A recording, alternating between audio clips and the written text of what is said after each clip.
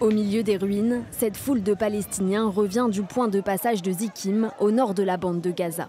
Alors que l'entrée de l'aide humanitaire a repris dans l'enclave, certains ont réussi à obtenir un sac de farine.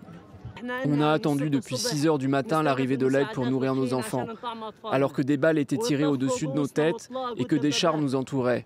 On a récupéré ce sac sous le nez d'un char. Mais beaucoup n'ont pas eu cette chance, comme cette femme. Cela fait 2 semaines et demie que nous y allons et nous n'avons rien pu obtenir. Nous voulons que la guerre se termine, que le siège soit levé et que l'aide nous parvienne.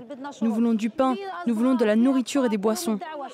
Au sud de la bande de Gaza, des camions chargés d'aide ont pu entrer dans l'enclave depuis l'Égypte via le point de passage israélien de Kerem Shalom. Et depuis les airs, les armées jordaniennes et émiraties ont largué 25 tonnes d'aide sur le territoire palestinien affamé.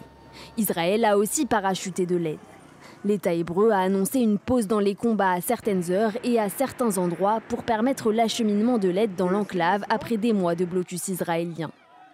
À Gazaville, près de 20% des enfants de moins de 5 ans sont désormais en état de malnutrition aiguë, selon l'Organisation mondiale de la santé. En dépit des images terribles venant de la bande de Gaza, l'État hébreu continue de nier sa responsabilité dans cette famine. L'ONU invente un prétexte et un mensonge à propos de l'État d'Israël. Elle affirme l'aide humanitaire n'est pas autorisée à entrer, mais il existe des couloirs sécurisés. Il y en a toujours eu, mais aujourd'hui c'est officiel. Il n'y aura plus d'excuses.